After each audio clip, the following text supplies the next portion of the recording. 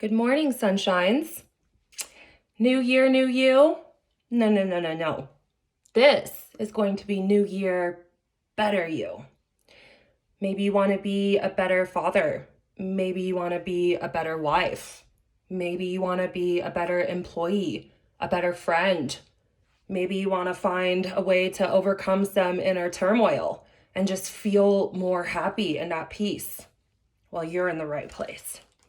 So, before I get into that, though, I want to make a little bit of a comment here.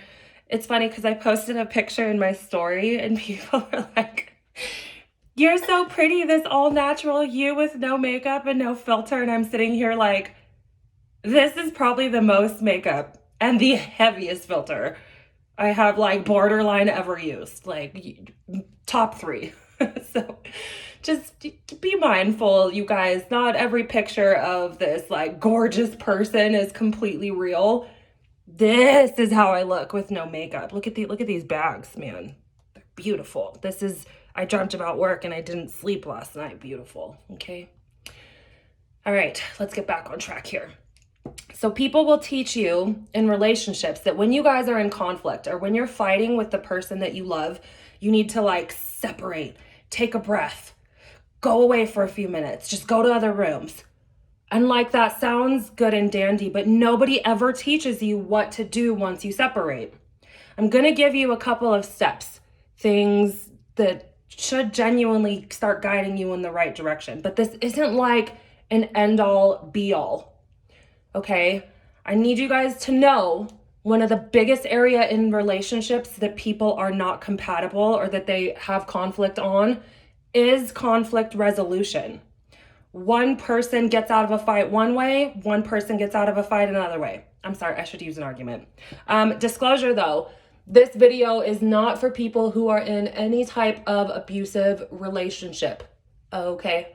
And I'm talking physical, verbal, emotional, because there are people who are so damaged that they genuinely look at the people they love and they go, you know what, because I'm damaged, I'm gonna damage you too.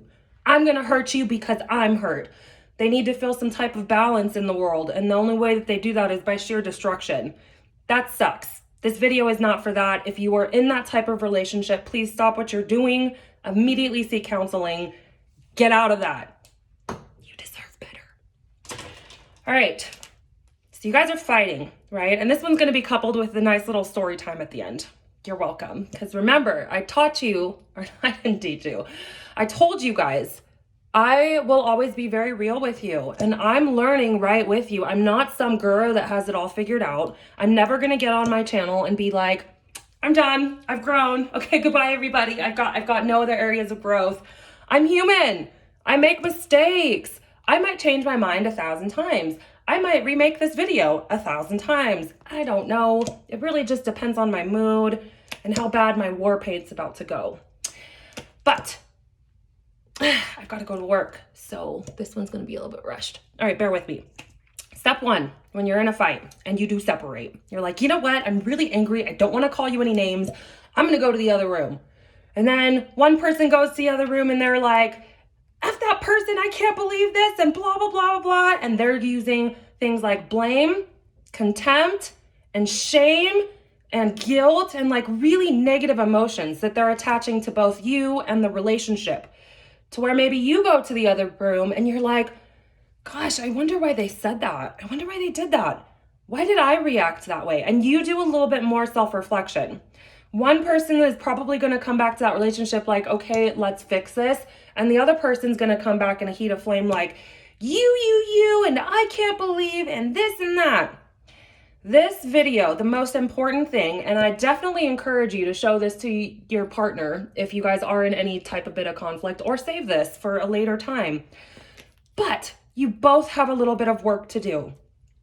Your goal, your ultimate goal, is to come back together and form connection, right? So hold on to that because we're going to cycle back at the end of the video. Stay with me. Number 1, calm yourself. I want you to take a breath so big and so slow that you don't even hear the air coming into your nostrils, but you definitely hear it when you release that air. And I want you to do that just a few times.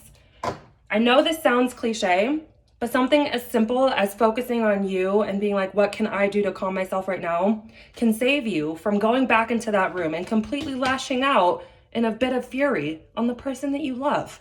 Like, why would you do that? So calm yourself first. That's step one. Step two, let go. And there's a little bit that goes into this. So, story time. I once got in a fight with a partner when we were driving. It wasn't really a fight, it was an argument. Voices were never raised, no names were ever called. There wasn't any type of bashing or anything that went on here. But I will say this, it was something over, basically we went to a bar and he went to go order drinks while I was gone. Like I went to the bathroom or something like that. I had left my purse out. And he left my purse, and all I did was ask, like, hey, like, can you not leave my purse out? And that was enough for him to completely shut down. I saw it in his eyes, like he felt like I just called him the biggest failure ever. I thought of all these times that in his mind he felt like that, and it just all came out at once because he didn't genuinely process something. And so I'm like, why are you shutting down? Like, why is this a big deal to you? Like, I genuinely didn't understand.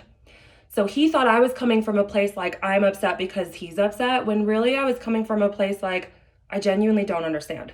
But this is what I mean, you guys. One person can go and try to seek to understand, and the other person can go and be like, I can't believe. And that's what this video is trying to prevent. I don't want you to end up like that. And it's funny.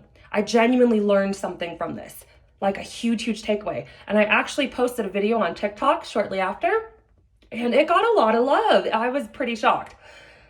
So it was basically learning to let go in the moment, which means your partner is allowed to feel however they want to feel, okay? Their emotions are not your responsibility. Your emotions are not their responsibility, i.e., you actually can't blame them for making you sad. They said or did something, you actually made the choice or had the inner trigger, which we'll talk about in a second, to get sad. Does that make sense? So part of letting go is realizing that that person's emotions might not actually have anything to do with you. In the moment when like emotions were at a high and our fight or flight was triggered, we both got a little bit of anxiety. I knew there was a deeper meaning to this, but I didn't process it that way. So I took it on as if it was my own. And I was like, oh my gosh, I can't believe that he's taking this so seriously over something so small. But what I failed to really genuinely understand is in that moment, for whatever reason, it's not my responsibility, he felt like a complete failure. To me, it was something small, but to him, it was something big. So letting go is simple. You feel however you want to feel. And I'm going to feel however I want to feel. And we're not going to project that on each other. Okay? Step 3, forgive immediately. In this same situation, when we ended up breaking up, and it was funny because he told me, he's like, I don't really hold on to things. Like I let go of them immediately. He actually brought this up thinking that he thought I was going to react that way again. He threw it in my face like, hey, you got upset that I shut down when I genuinely needed a minute. And I was like, no. I genuinely learned from that. So that leads me to this. Forgive in the moment so that you don't hold on to this, so that you're able to let this go truly for what it is, right? You do that by focusing on one's intention. You forgive by focusing on your partner's intention. And this is why I said this video isn't for people who are in abusive relationships, because this is one where you're comfortable knowing my partner is not out to hurt me. They're not out to get me. Whatever emotion that was, whatever he just projected, whatever failure he feels, that's on him. It's not for me to take on or take responsibility for. I'm just going to accept him for who he is, accept him that he needs to shut down, and I'm going to love him through it. I'm not going to hold on to this. I'm going to learn to let it go because I know his heart and I know that he doesn't genuinely mean to hurt me. That's what forgiving with intention and focusing on your partner and their true intentions is. A lot of people, based on like childhood experience, they'll take something like this and they'll really hold a grudge on a deep level. They don't make the conscious decision like, Okay, this person, this, it's this deep-seated feeling where it's like, you know what? This is a trigger for me. We're going to talk about triggers and emotions in separate videos. This is a lot to unpack on this one, but this is just grounds that you guys can start on when you're in the heat of things, okay? Triggers. It's not these big things like you this, you that, you this. A trigger is genuinely when you look at something or you look at someone and you're like, I felt this before. It doesn't feel good. It doesn't have to be this big catastrophic memory like movies make it out to be. Sometimes it's as little as a feeling. Sometimes a trigger is this. You're in a fight, your partner goes, ugh. And maybe the girl, that is the last thing that her dad did right before he walked out on the relationship forever. So it's a trigger. She doesn't necessarily remember that, but she remembers the feeling and it makes her sad. These are the things that we need to let go of, you guys. And this is why I'm going to help work with people on triggers, because these things will come out. They can and will come out in relationships when you're trying to be intimate with somebody and get to know them for who they are. That's when you're the most vulnerable. These triggers are going to show their ugly face. It is your responsibility to work on them so that when the trigger comes out, you can work yourself through it and you don't lash out at your partner or accidentally blame them for whatever trigger it is. Hold on. Another example of a trigger might be like divorce is really hard on people, and like some people go in complete shutdown, like I'm never going to get married again. I'm never going to experience this again. This was a horrible traumatic pain. They don't process through it, so they don't get through it gracefully. And when that happens, everybody around suffers. The kids suffer, you suffer, everybody who loves you, your parents, friends and family of the relationship that you had, everybody suffers. But divorce is a huge trigger for a lot of people. So maybe they get into a relationship or they start dating again, and somebody says something or does something that makes the person feel like they're going through that divorce all over again. Or they get the feeling that they had when they were in court, like, oh my gosh, this reminds me of when I lost partial custody of my kid. That was a horrible feeling. This is a huge feeling of loss. So they take a little thing that somebody said or did in a relationship, and in a split second, this takes literally seconds, they have these feelings all over again of, I'm losing my life, like the life that I know, I'm losing my sanity, I'm losing this, X, Y, and Z, and then you just get really, really, really sad. This is why it is important to forgive yourself and your partner immediately in the conflict, in the fight, in the relationship. Because if you're holding on to something, you might be putting up grounds for the next fight to be about the same topic all over again. Or you're going to carry pent up emotions from this fight, carry it into the next fight. Your goal here is to genuinely be able to look at your partner. And maybe you guys do this actually physically. We'll get to that. That's the last step. But you genuinely look at your partner and you're like, I vow to never bring this up again. I vow to forgive myself and you in this moment. I vow to let go of this fight so that we never have to beat a dead horse. Like, we're not going to keep rehashing this over and over and over and over. Because you guys, what relationship is going to last if you keep fighting about the same thing over and over and over and over? You calm yourself, you let go, and you say, you know what? You feel whatever you feel. It's okay. I feel whatever I feel, and it's okay. We're not going to blame each other for that. And then you say, you know what? I'm not going to hold this against you. I actually forgive you because I know your intentions aren't to hurt me, and I can very well see that this is coming from a deep-seated place of some type of trigger, which leads me to 4. Seek to understand. People don't realize that a good, heated conversation, a hard conversation, can really bring two people together, or it can really separate them. Let me say that again. It can really bring you closer to your partner because you guys are going to seek to understand each other and you're going to get to know a deeper side. Or it can tear you apart. You decide. Relationships are only as complicated as you both make them. So again, one person seeks to understand, the other one doesn't. That's not very good. That repeated over and over and over might start to mean that you guys are not compatible in this area, which is, again, conflict resolution. So you seek to understand. You forgave them. You're like, okay, that was weird. That came from a weird place. what did that bring up in you? Did that bring up a bad memory? Because I didn't mean to do that to you. And I want to love you through this. And I want to get to know you deeper because that's what we're doing, right? So let's not let this fight break us. Let's let this fight make us. What emotions did you feel just then? Well, you know what? Gosh, I feel like you always blame me for things and I didn't even do it. And they're like, whoa, whoa, whoa, whoa, whoa. I'm not trying to blame you for anything. You accidentally did this or you accidentally said this. And I know your intention isn't to hurt me and my intention isn't to hurt you. How can we forgive each other in the moment, learn about each other, and let this go? Okay, well, truthfully, this reminded me of like one of the first fights that I had when I was with like what I thought was the first love of my life. And it scared the crap out of me. And I guess because I haven't really processed that, I kind of projected that onto you and I'm sorry. I didn't mean to react that way. Now you have something to bond over. Do you get how catastrophically awesome this is? Because then you can go, you know what? With my first boyfriend or girlfriend, we had something similar go down. Boom. You guys just set roots for a conversation where you can genuinely connect and grow. This is what I mean. This is what it means to genuinely come back and connect with the person that you love. You get through whatever it is you're conflicting over by learning and seeking to understand. And instead of coming from a place of contempt, like you're going to hold something against them, it's how can I learn to love you through this?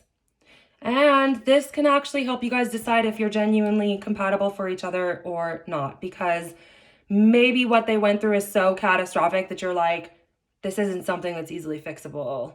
Maybe there does need to be some type of counseling or therapy involved. Maybe we need to find a different way to connect or some different common ground to grow off of. Like a lot of things can happen from this step. I'm not coming here in this video to tell you that this is going to be easy, that this is going to make or break or do whatever. I'm literally saying this is where you guys just try. You actively put your minds together and try to connect. Last step, and then I'll wrap this video up because it's kind of a long one. When you finally do that and you come to some sort of understanding, physical touch is huge. A lot of people take this as an extreme, like they're like, make up sex. No, friend, that's actually not where I'm going. There's actually deeper ways that you can connect. You can take a walk together and instead of lightly holding hands, you hold on to each other like you're never going to let each other go. And you're like, gosh, that fight sucked. But instead of focusing on the fight that you had, you focus on the hand holding. Or you take the person's face. And remember how I said earlier, like, I vow to not hold this against you? You can say things like that to each other. Tony Robbins pointed out that anytime you associate a deep-seated emotion with a memory, you are twice as likely to remember that memory. So maybe this is the time that you take this memory and instead of focusing on the bad, you make a good connection and you focus on that instead. So this is when you would hold each other's face and be like, you know what? I vow to never bring this fight up. I'm glad that we understand each other and where we're coming from. And then you can build some type of trust that now you know you're not going to bring it up again because you guys found a way to connect. So that is the moral of this entire video. Working through the conflict in order to connect with your partner, not disconnect, because that is what society teaches us how to do most. Keep us a little separated, you know? We're not doing that here.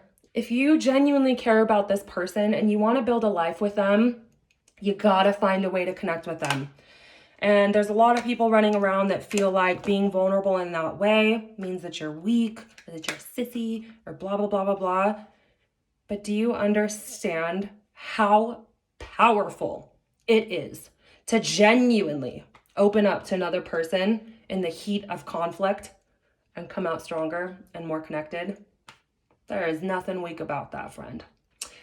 Sorry, this one was a little bit long. I know my videos are normally really short, but these are just, you know, some food for thought.